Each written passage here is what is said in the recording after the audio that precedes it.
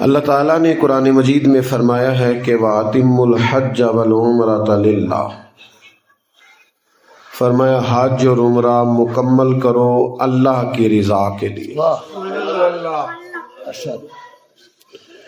آپ سب جانتے ہیں کہ اسلام کے اندر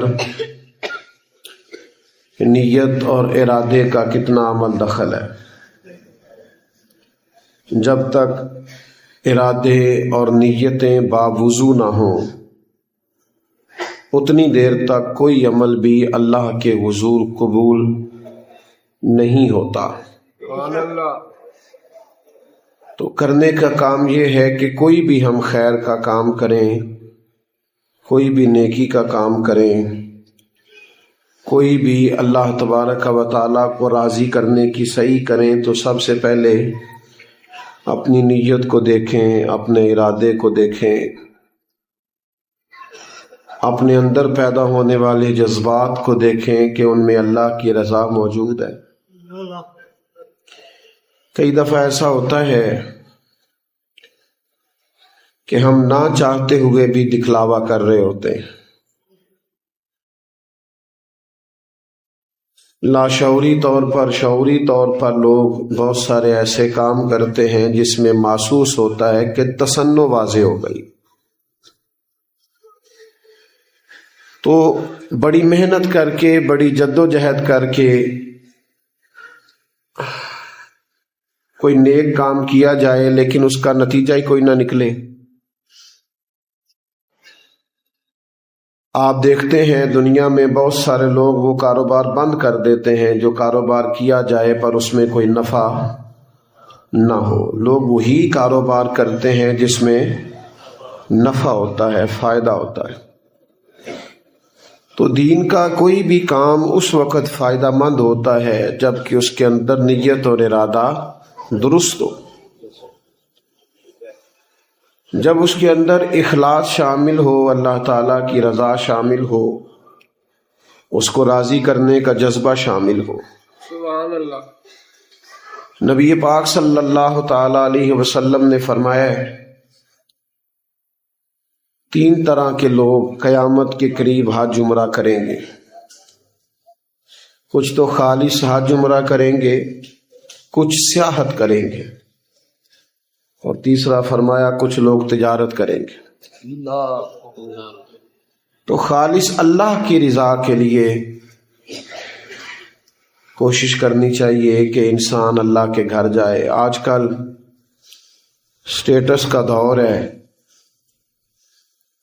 فوٹو کا دور ہے۔ دیکھیں نا، میں بار بار عرض کر رہا ہوں کہ آپ رہنے دیں بیٹا، چھوڑ دیں اس کو، یہ چل رہے ہیں، باقی کام ہو جائے گا انشاءاللہ۔ بات تو کرنے آتے ہیں آپ کے ساتھ اور آپ ہمارے آگے کیمرے کر دیتے ہیں کہ کیمروں سے بات کریں، آپ ہمارے آگے موبائل کر دیتے ہیں، موبائل سے بات کریں۔ 2 4 5 لوگ بنا لیں، باقیوں کو دے دیں، ختم ہو گئی بات سارے۔ اور یہ جو بالکل سامنے بیٹھے ہوتے ہیں ان کو تو بالکل نہیں چلانا چاہیے، کیونکہ انہی سے تو بات کرنی ہوتی۔ تو 2 4 گزارشات ہیں، آپ سن لیں، اللہ تعالیٰ آپ کو جزائے خیر عطا فرمائے۔ میرے بھائی، خالص اللہ کی رضا کے لیے حج عمرہ کرنا چاہیے۔ ایک روایت میں فرمایا کہ قیامت والے دن اللہ تعالیٰ کچھ لوگوں کو ارشاد فرمائے گا تم نے جو حج کیا تھا جاؤ اس کی برکت سے جنت میں۔ تو وہ عرض کریں گے مالک ہم تو کر ہی نہیں سکے، غریب تھے۔ اللہ فرمائے گا جب حاجی جاتے تھے تو دل تو تڑپتا تھا نا، خواہش تو پیدا ہوتی تھی نا، جذبات تو ستھرے تھے نا، تو ان جذبات کی بنیاد پر حج کا اجر بھی دیا ہے اور اسی برکت سے آج تمہیں جنت بھی دے رہا ہے۔ تو اچھی نیت کے ساتھ اس کو راضی کرنے کے لیے، اچھا یہ کوئی بھی کام جو ہے نا وہ آپ دکھلاوے کے لیے کرنا شروع کر دیں آپ پریشان ہو جائیں گے۔ مثلا کسی جوان نے بال بنائے ہیں کہ لوگ مجھے دیکھیں، اب وہ کوئی دیکھ نہیں رہا تو پریشان ہے کہ میں نے اتنے پیسے لگا دیے، کوئی توجہ ہی نہیں کر رہا، دکھانے کے لیے کیا نا کام۔ تو جو کام بندہ اللہ کی رضا کے لیے کرتا ہے اس میں بندہ بے نیاز ہوتا ہے، بلکہ وہ کوشش کرتا ہے کسی کو پتہ ہی نہ چلے۔ دیکھیں نا، ہم عام سنتے ہیں کہ سیدھے ہاتھ سے دو الٹے کو خبر، اس کا کیا مطلب ہوتا ہے کہ بس آپ اللہ کی رضا کے لیے دے کے پھر بھول جائیں۔ تو حج عمرے کا جو سفر ہے اس میں اخلاص بڑا ضروری ہے، نیت اور ارادہ بڑا ضروری ہے۔ اب تو لوگ باقاعدہ فیس بک پہ لکھتے ہیں کہ الحمدللہ میری 6ٹھی بار عمرے کی حاضری، یہ آپ بتا رہے ہیں کہ آپ کی 6ٹھی دفعہ حاضری ہے، کیوں بتا رہے ہیں اور کس کو بتا رہے ہیں، کس کو خبر کر رہے ہیں آپ؟ اور ہر جگہ کی فوٹو، یعنی یہاں سے چلنے کی فوٹو، پھول ڈالنے کی فوٹو، پھر ایئرپورٹ پہنچنے کی فوٹو، پھر اترنے کی فوٹو، پھر جہاز کے اندر ایک فوٹو۔ وہ بھائی چھوڑ دیں، آپ کس کام لگے ہوئے ہیں؟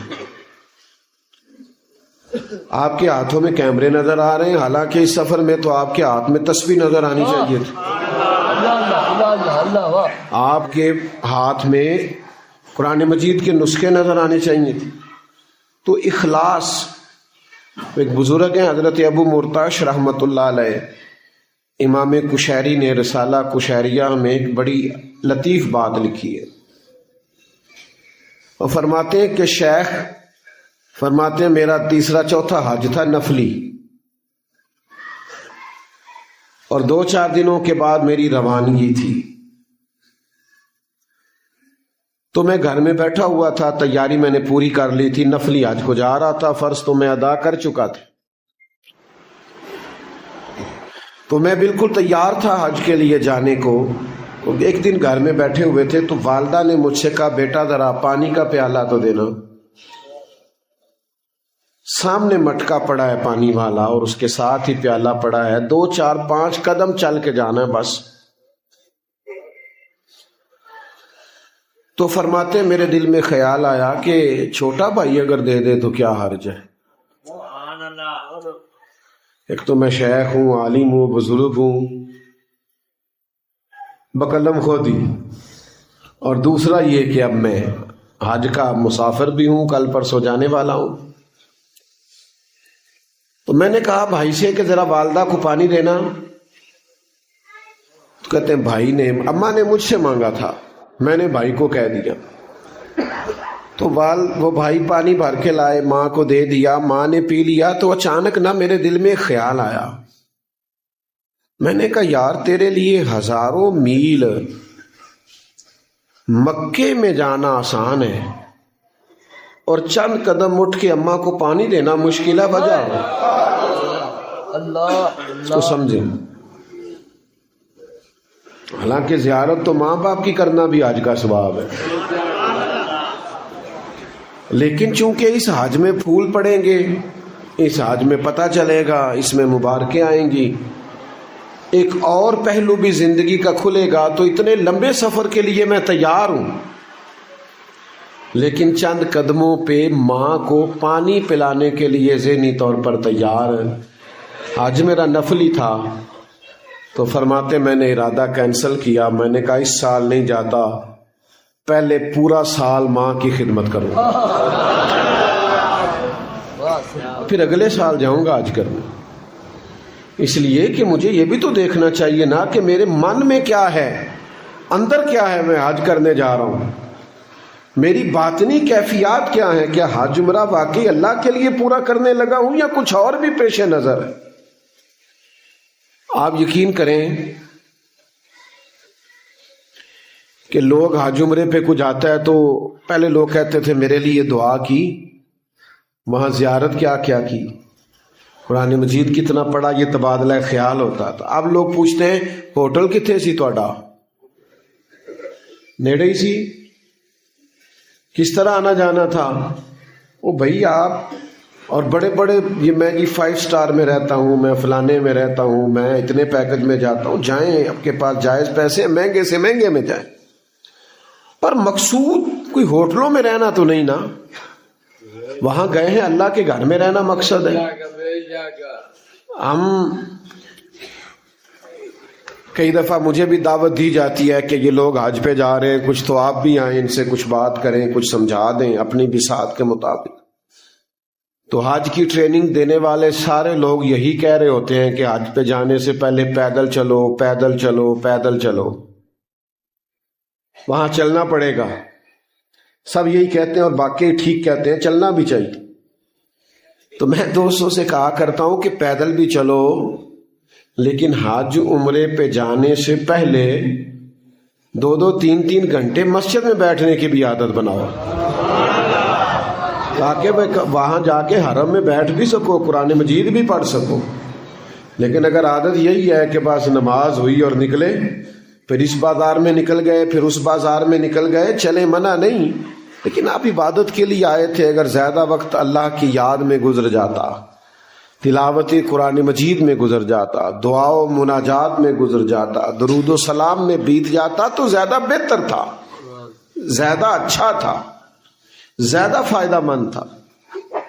تو حج اور عمرہ اللہ کی رضا کے. اور پھر دوسری بات،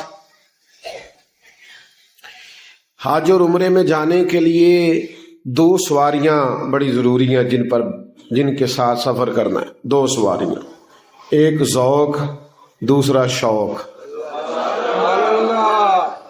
جو لوگ ذوق شوق کے بغیر جاتے ہیں نا، وہ تو یہیں اپنے ایئرپورٹ پہ تھک جاتے.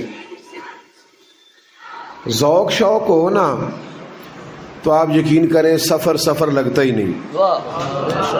ذوق شوق ہو تو کہیں کوئی ایسی چیز محسوس نہیں ہوتی. بندہ ایسے جیسے سفر کرتا ہی جا رہا ہے، طبیعت تیزی سے بڑھ رہی. ذوق شوق ہو، توانائی ہو، آپ پورے طور پر ذہنی طور پر تیار ہو، آپ میں درد ہو، کیف ہو، لذت ہو اس رستے کی، آپ پورے سرور کے ساتھ قدم بڑھا رہے ہیں.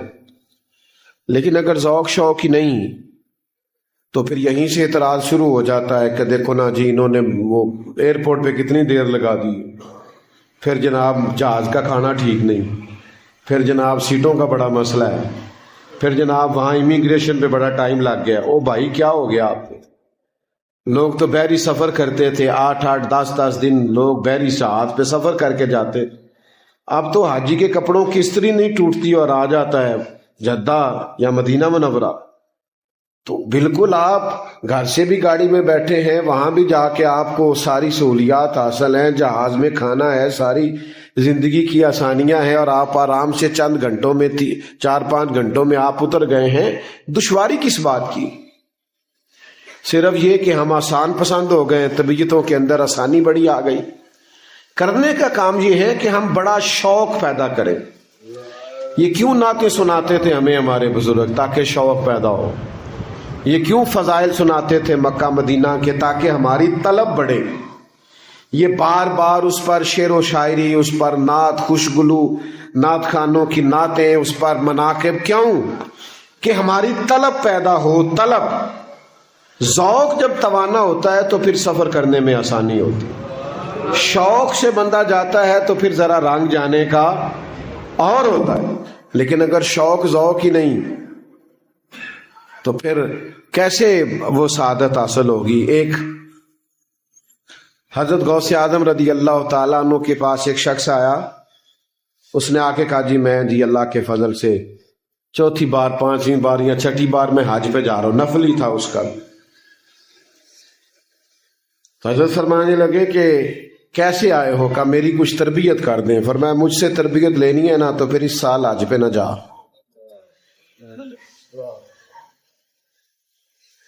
تو کہنے لگا ٹھیک ہے.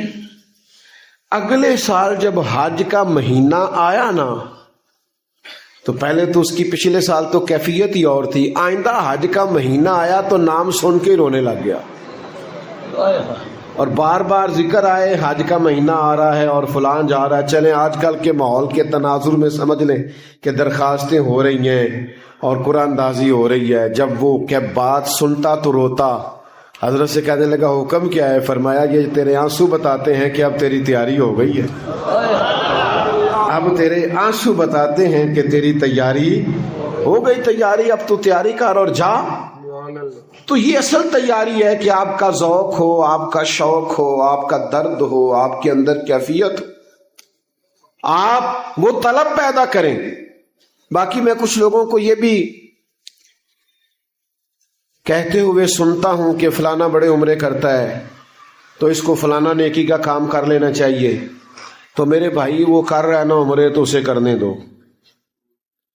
یہاں یہ بھی تو حال ہوتا ہے نا، لوگوں کے پاس پیسے آئیں تو وہ سیر کرنے بھی چلے جاتے ہیں فلانے ملک میں، فلانے ملک میں، فلانی جگہ. تو اللہ کا شکر ادا کرو، رب کے گھر تو جا رہا ہے نا. تو آپ اسے کہتے ہیں یہ چھوڑ کے یہ کریں تو اچھی بات ہے، زیادہ ضروری کام ہے تو نفل چھوڑ کے وہ کرنا چاہیے، لیکن ایسا نہ ہو کہ یہ بھی نہ کرے اور وہ بھی نہ کر سکے. تو اخلاص کے ساتھ اللہ کے گھر کی حاضری، پھر وہاں جا کے حضور سید عالم علیہ السلام کے شہر مبارک کی برکات، گلے شکوے نہیں. اسی پینڈو بندے ہیں، ایک دوجے نے پوچھن لا پے نے تیرے کو ایجنٹ نے کنے پیسے لائے نے، تیرے کو کنے پیسے لائے نے، مینوں تے لوٹ لیا سو. او بھائی چھوڑ دیں، جس نے اللہ کے گھر پہنچا دیا ہے بڑا ہو گیا ماشاءاللہ. ان کو بھی ایجنٹوں کو بھی زیادتی نہیں کرنی چاہیے، کر جاتے ہیں بڑی جگہ پہ، لیکن اب پہنچ گئے تو اب وہاں جا کے تبصرے کرنے کا کیا مطلب ہے. اب آپ چھوڑیں، اللہ اللہ کریں، جس کام آئے ایک دوسرے سے باقاعدہ پوچھ گچھ کرتے ہیں. تو یہ رویہ اس کو بھی بدلنے کی ضرورت ہے. حضور سید عالم علیہ السلام نے فرمایا تم میں سے جو مدینے آئے اور پھر اسے کوئی تکلیف پہنچے، اوئے ہوئے، کریم فرماتے ہیں تم میں سے کوئی اگر مدینہ منورہ آیا اور اسے کوئی تکلیف پہنچی تو فرمایا وہ مدینے کی تکلیف پہ صبر کرے. جو مدینہ منورہ کی تکلیف پہ صبر کرے گا میں قیامت میں اس کا سفارشی بنوں گا. اگر یہاں کی تکلیف پر صبر کرے گا تو میں قیامت میں سفارش کروں. تو بھائی سمجھنے کا مقام یہ ہے اور غور کرنے کا مقام یہ ہے کہ اگر کوئی تکلیف آتی بھی ہے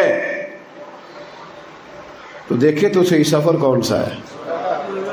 اے پائے نظر ہوش میں آ، یہ کوہ نبی ہے، آنکھوں سے بھی چلنا یہاں بے ادبی ہے.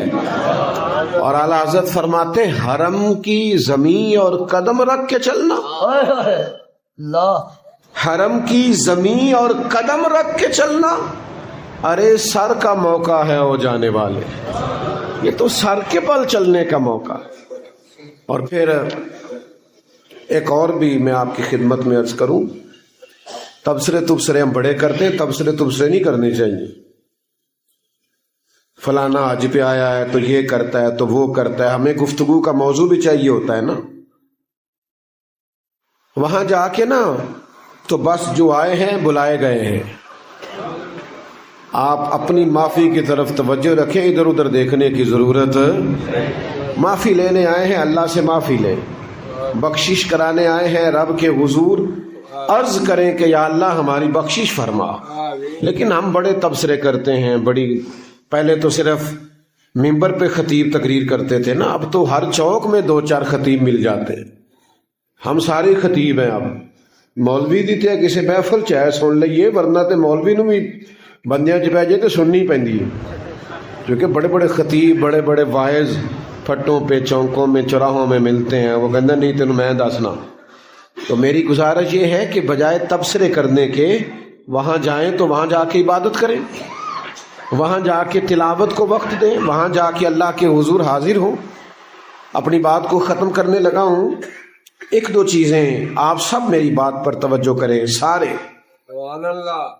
جب بھی کوئی حج عمرے پہ جائے نا تو اس کے ساتھ سیلفیاں لینا ضروری نہیں. اس طرح آج مسئلہ بن گیا نا، میری طرح کے لوگ بڑے پریشان ہوتے ہیں کہ یار ہر وقت تصویریں. کبھی کبھی دل کرتا ہے یار آؤ بیٹھے کوئی درد کی بات کریں، کوئی تھوڑی دیر کے لیے کوئی ایسی کوئی ایک محفل تو ہو جو کیمروں سے خالی ہو. اب تو آپ رو نہیں سکتے، آپ کے رونے پہ بھی لوگ لکھ دیتے ہیں پیر صاحب رو پڑے، اس کو بھی بیچتے. بھائی کچھ نہیں کر سکتے، آپ چھپنا پڑتا ہے بڑی چیزوں سے. حضرت فاروق اعظم رضی اللہ تعالی، حضرت عمر عمرے کے لیے جا رہے تھے تو جناب عمر فرماتے ہیں مجھے وہ جملے نہیں بھولتے، میری زندگی کا سرمایہ بن گیا. مدینے والے محبوب فرمانے لگے ہمیں بھی دعاؤں میں یاد رکھ، ہر ایک کی دعائیں حضور کے صدقے قبول ہوتی. تو یہ کیا تھا؟ یہ حضور نے تعلیم امت کے لیے فرمایا. امت کی. تو ہماری بھی جانے والے ان بزرگوں سے گزارش ہے کہ ہمارے لیے دعا کریں، اور بھی جو جا رہا ہے سب سے گزارش ہے دعا کریں، لیکن دعا کا تعلق ہی ٹھیک ہے. تبصروں کی ضرورت کوئی نہیں، سیلفیوں کی ضرورت کوئی نہیں، ادھر ادھر فوٹو کی ضرورت کوئی نہیں. وہ میں اب بات ختم کرنے لگا تھا پر مجھے یاد آ گئی. میں نے ایک دفعہ ایک دوست سے کہا کہ آپ قرآن جی ٹھیک کر لیں، قرآن جی پڑھ لیں. کہنے لگے ہن نہیں پڑھیا جاندہ، زبان موٹی ہو گئی. میں کہ سٹیٹس سے تسی بابا وال لاندے ہو، لانا آ گیا. دیکھو نا سارے چلاتے ہیں نا، میری عمر کے لوگ بھی تو کہتے ہیں 38-40 سال عمر تھی اس دوست کی، کہتا جی وہ اب مشکل ہے. تو میں نے کہا یار ہے واٹس ایپ گروپ بھی تینوں آ گئے نے، اور یہ سارا کچھ ہی تو نے سیکھ لیا ہے. اور پھر یہ ابھی کل آئے ہیں کمپیوٹر ہمارے دفاتر میں. پہلے تو دفتروں میں جاتے تھے، پٹوار خانے جاتے تھے تو وہ اوپر سے رجسٹر اتارتے تھے تو مٹی پڑتی تھی سروں میں، بڑا اب دفاتر میں کمپیوٹر آیا تو میرا خیال ہے سب نے نوکریاں چھوڑ دی ہوں گی کہ نہیں ساڑھے کو نہیں سیکھ ہوندا. انجی ہویا ہے کی ہویا؟ پھر لوگوں نے 40,000 کی نوکری بچانے کے لیے کمپیوٹر سیکھا ہے کہ نہیں؟ تو اگر 40,000 کی نوکری بچانے کے لیے کمپیوٹر سیکھا جا سکتا ہے تو اپنی آخرت بچانے کے لیے قرآن بھی سیکھا جا سکتا ہے.